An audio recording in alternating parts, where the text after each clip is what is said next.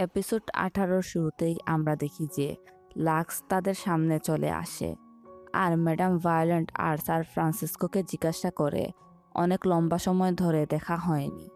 Madam violent খুব বেশি রাগ নিয়ে ফ্রান্সিসকোকে জিজ্ঞাসা করে এসবের মানে কি, তুমি আমাকে প্রমিস করেছিলে যে তাকে মেরে ফেলবে। তাদের এসব কথা বলার মধ্যে আমরা দেখি জেইনকে সুপ্রিমো বলছিল যে লাক্স লাক্স বালদেইজ, যে কিনা আমার বড় ভাই। জেইন সেটা শুনে অবাক হয়ে যায় আর বলে, রেইস তোমার ভাই? তুমি কি সিরিয়াস? তুমি আমাকে এই বিষয়ে আগে কেন বললে না? সুপ্রিমো বলে, আমি আগে বলতে পারিনি, এর জন্য সরি, কিন্তু এখন থেকে আমি তোমাকে সবকিছু বলবো, আর কোনো সিক্রেট রাখবো না। জেইন বলে, তুমি আমাকে অনেক বিষয় এক্সপ্লেন করতে হবে। সুপ্রিমো বলে, এসব কিছুর পর ওয়ার্ল্ডের সবকিছুই আমি তোমাকে এক্সপ্লেন করতে রাজি, ডার্লিং। ভায়োলেন্ট রেইজের দিকে বন্দুক তাক করে জিজ্ঞাসা করে, কিভাবে তুমি পালালে, কিভাবে তুমি সারভাইভ করলে? রেইজ বলে, আমি এটা আপনার কাছ থেকেই শিখেছি। মানে তোমার সব ফ্রেন্ডরা তোমার অ্যালায়েন্স না। ভায়োলেন্ট কিছুই বুঝতে পারছিল না। তখন লাক্স সত্যটা বলে, ওই দিন ডক্টর রেইজন তাকে বাঁচিয়েছিল, আর ডক্টর রেইজন তাকে বাঁচিয়েছিল শুধু প্রতিশোধ নেওয়ার জন্য। উনি আমাকে বাঁচিয়েছিলেন যাতে করে আমি প্রত্যেকটা জীবনকে বাঁচাতে পারি আর প্রতিশোধ নিতে পারি। এসব শুনে ফ্রান্সিসকো আর ভায়োলেন্ট খুব বেশি নার্ভাস হয়ে যায়। ভায়োলেন্ট বলে, প্রতারক।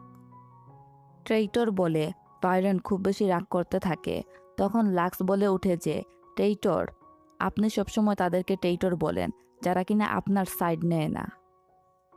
পেছন থেকে সুপ্রিমো আর জেইনও কথা বলা শুরু করে। তারা বলে যে আপনি কাকে কাকে মারবেন, কারণ অনেকেই ম্যাডাম ভায়োলেন্টের সঙ্গে থাকা সত্ত্বেও তাদেরকে হেল্প করেছে। মানে তারা মিস ক্যাথের কথা বলছে। তারা বলে, মিস ক্যাথ উনি যে কিনা সুপ্রিমোকে পালাতে সাহায্য করেছে।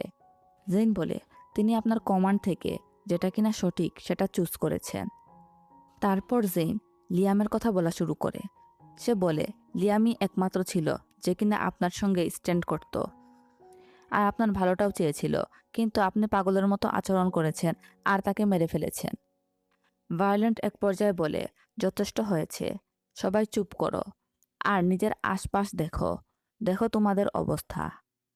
মানে ভায়োলেন্টের লোকরা তাদেরকে চারিদিক থেকে ঘিরে রেখেছিল, তাই বলে সে এখন সবকিছু পয়েন্টলেস। ভায়োলেন্ট অনেক বেশি রাগ করে আর বলে, এসব কিছু তোমাদের গ্র্যান্ড প্ল্যানিং ছিল? এটা অনেক বেশি প্যাথেটিক। আর দেখো, আই এম স্টিল উইনিং। আর লাক্সকে উদ্দেশ্য করে বলে যে, এত বছর পর তুমি ফিরে এসেছো যাতে করে আমি তোমাকে আর তোমার ভাইকে মারতে পারি, হ্যাঁ? লাক্স বলে, আমি এসব কিছু শেষ করার জন্য ফিরে এসেছি। তারপর ভায়োলেন্ট তার লোকদের অর্ডার দেয় যে এদেরকে মেরে ফেলো, এদের সবাইকে মেরে ফেলো। আমরা দেখি লাক্স একটা চাকু নিয়ে একজন কর্মীর উপর আক্রমণ করে।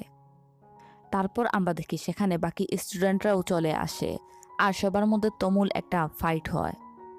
তাদের এসব ফাইট আর অ্যালায়েন্স দেখে জেইন অনেক বেশি অবাক হয়ে যায়। সুপ্রিমো তাকে বলে, সারপ্রাইজড? আমি এইস না, শুধুমাত্র একজন ছাড়া। জেইন বলে, আমি তোমার সম্পর্কে কিছুই জানি না। সুপ্রিমো বলে, তুমি সামনে জানবে। আমরা দেখি ফ্রান্সিসকো আর ভায়োলেন্ট অনেক বেশি ভয় পেয়ে যায়। ফাইটিং সিনগুলো অনেক বেশি সুন্দর ছিল আর ব্যাকগ্রাউন্ডে একটা মিউজিকও প্লে হচ্ছিল। পুরো সিরিজে যদি কোনো ফাইটিং সিন ভালো লেগে থাকে তাহলে আজকের এই এপিসোডের সিনগুলা ছিল। মানে এরা যে ফাইট করছিল এর মধ্যেও একটা সোয়েগ ছিল। তারা সবাই যখন ফাইটিংয়ে ব্যস্ত ছিল সেই সুযোগে ভায়োলেন্ট আর ফ্রান্সিসকো গাড়িতে উঠে সেখান থেকে চলে যায়। আমরা দেখি লুকিও সেই লেভেলের ফাইট করে।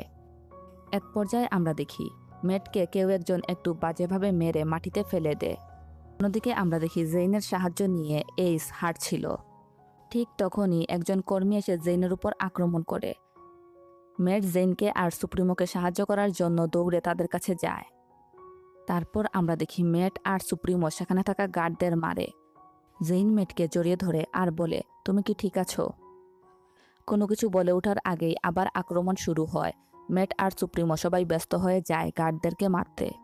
তারপর আমরা দেখি রুকসেইন সেই লেভেলের মার দেয় একজন কর্মীকে।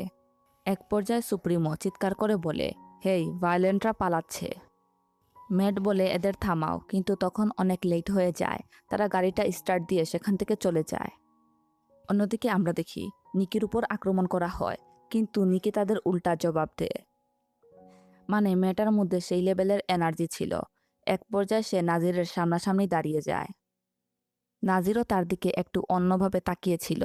তখন নিকি একটা গান নেয় আর বলে, আমার দিকে এভাবে তাকানো বাদ দাও, না হয় আমি টিগার চেপে দেব। তুমি কি আমার সঙ্গে মজা করছো? আমরা দেখি নাজির স্মাইল করে। তারপর নিকি একটু বিরক্ত হয়ে বলে, তোমার প্রবলেম কি? তখন নাজির বলে, আমি মারা যাচ্ছি। নিকি কিছু বুঝতে পারে না। সে বলে, একটা বিষ আমার শরীরে ছড়িয়ে পড়ছে, মানে হয়তোবা ভালোবাসার বিষ। কিন্তু নিকি বিরক্ত হয়ে বলে, তাহলে মরো। এই বলে সে চলে যাবে, তখন দেখে একজন কর্মী নাজিরের উপর আক্রমণ করতে যাচ্ছে। তাই সে সেই কর্মীর উপর গান শুট করে দেয়। পাল্টা জবাব হিসাবে আরেকজন গার্ড নিকির উপর গান শুট করলে তার সামনে নাজির চলে আসে আর গুলিটা নাজিরের উপর লেগে যায়। নাজিরের এই কন্ডিশন দেখে রাগে ক্ষোভে নিকি সেই গার্ডের উপর অনেকগুলো গুলি করে। তারপর নাজির মাটিতে লুটে পড়ে। নিকি নাজির নাজির চিৎকার করে আর কান্না করা শুরু করে। আমরা দেখি এক পর্যায়ে নিকি তাকে গালিগালাজও করছিল, আবার রিকোয়েস্টও করছিল উঠার জন্য। সে বলছিল যে এখন আমরা অলমোস্ট ফ্রি, আর তুমি এখন মারা যাচ্ছ। তারপর নিকি নাজিরকে জড়িয়ে ধরে চিৎকার করতে থাকে আর অনেক জোরে জোরে কান্না করছিল। তারপর সে বলে, আই লাভ ইউ নাজির। আমরা দেখি রিপ্লাই হিসাবে নাজির বলে, I love you too bitch. এসব শুনে তো নিকি অনেক বেশি লজ্জা পেয়ে যায় আর রাগ করে বলে যে, fuck you, you are still alive. মানে তুমি এখনো জীবিত আছো আর আমি এখানে কান্না করে আমার চোখের পানি ওয়েস্ট করতেছি। নাজির স্মাইল করে আর বলে, আমি জানি তুমি আমাকে ভালোবাসো। নিকি তখনও তাকে গালিগালাজ করেই যাচ্ছিল। তারপর আমরা দেখি তারা দুইজন কিস করে। এরপর আমরা দেখি অনিল আর সুপ্রিমো গার্ডদের সঙ্গে চলে আসে আর বলছিল যে গেম ওভার বিচ। আমরা দেখি ভায়োলেন্টের গাড়ির সামনে বাকি স্টুডেন্টরাও ছিল, যারা কিনা তাদের রাস্তা ব্লক করে ফেলেছিল। কোনো উপায় না দেখে ভায়োলেন্ট আর ফ্রান্সিসকো গাড়ি থেকে বাইরে বের হতে বাধ্য হয়। আমরা দেখি স্যার অ্যালভারেজও সেখানে ছিল। স্যার অ্যালভারেজ ডিটেকটিভ হিসাবে ছিল, মানে পুলিশের সাইড থেকে এসেছে। সে বলে, এখন তারা যা বলবে সবই কোর্টে তাদের বিরুদ্ধে ব্যবহার করা হবে। আমরা দেখি পুলিশের গাড়িতে ম্যাডাম কেত আর অন্যান্য টিচাররা ছিল। তারপর আমরা দেখি সেখানে বাকি স্টুডেন্টরা চলে আসে। জেইন দৌড়ে তার বন্ধুদের কাছে চলে যায়। তারা একজন অন্যজনকে জড়িয়ে ধরে। ভালো লাগার মতো নিউজ এটাই ছিল যে জেইন যাদের সঙ্গে এই হেল ইউনিভার্সিটিতে এসেছে তাদের কেউই মারা যায়নি। ম্যাট বলে, তুমি একা না জেইন, আমরা তোমার সঙ্গে আছি। বাকিরাও বলে যে আমরা কখনোই তোমাকে ছেড়ে যাব না। তারপর সেখানে একটা ছেলে আসে। মনে আছে সেই ছেলের কথা, যে কিনা ক্যাফেটেরিয়া এরিয়াতে ভুলক্রমে সুপ্রিমোর উপর ড্রিঙ্কস ফেলে দিয়েছিল আর পানিশমেন্ট হিসাবে তাকে অন্ধকার একটা জঙ্গলের মধ্যে কারাগারে দেওয়া হয়েছিল। জেইন তাকে দেখে নিজের ফ্রেন্ডদের বলছিল, আমি কি মারা গিয়েছি? তাহলে আমি কেন ভূত দেখছি? জেরম বলে, না তুমি মারা যাওনি, আর সেও মারা যায়নি। তারপর আমরা দেখি এইস আর লাক্স একসঙ্গে এসে ভায়োলেন্ট আর স্যার ফ্রান্সিসকোর সামনে এসে দাঁড়ায়। ম্যাডাম ভায়োলেন্ট বলে, আমি তো কিছুই বুঝতে পারছি না, তোমরা দুইজন একসঙ্গে কেন, আর তোমরা কেন একজন অন্যজনকে মারছ না? লাক্স বলে ওঠে, এটাই একমাত্র জিনিস যেটা কিনা আমরা চেয়েছিলাম তুমি বিশ্বাস করো। নাজির, যে কিনা বিবিজি গ্যাংয়ের লিডার, আর আমি হচ্ছি ডেভিল গড ওয়ারিয়রের লিডার। আর সুপ্রিমো বলে, আমি হলাম প্রেসিডেন্ট। কিন্তু আমরা হলাম একই অ্যালায়েন্স, আর আমাদের একটাই গোল ছিল যে তোমাদেরকে ধ্বংস করা আর এসব কিছু থামানো, স্টুডেন্টদের বাঁচানো।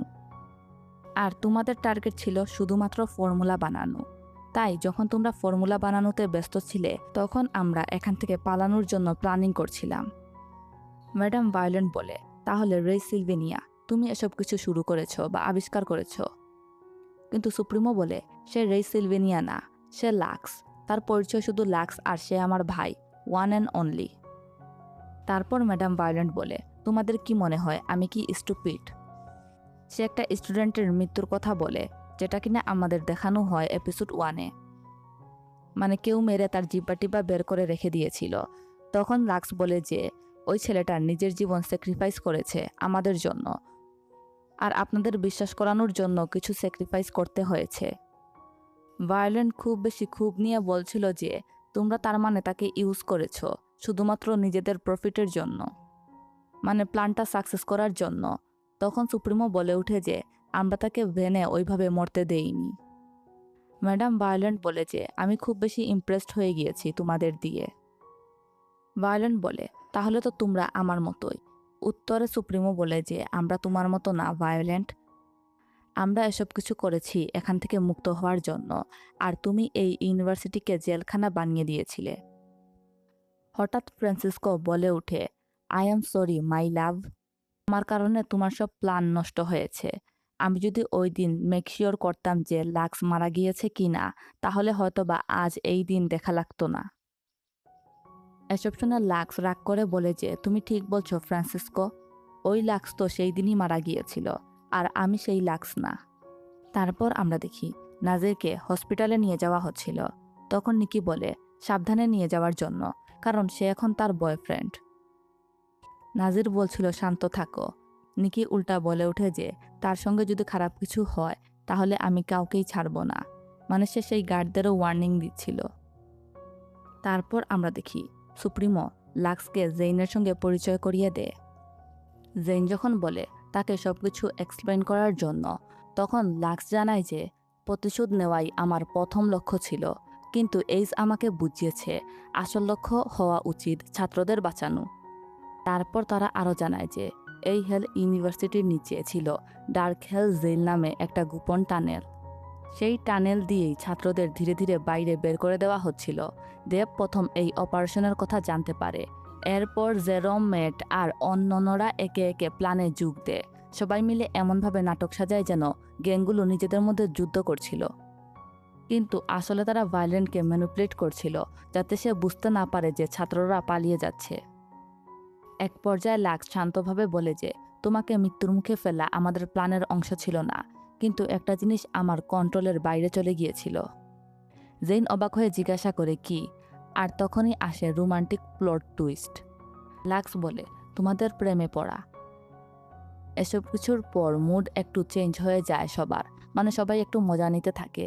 লাক্স বলে ও তো তোমাকে বাঁচানোর জন্য নিজের জীবনটাকেও রিস্কে ফেলে দিয়েছিল।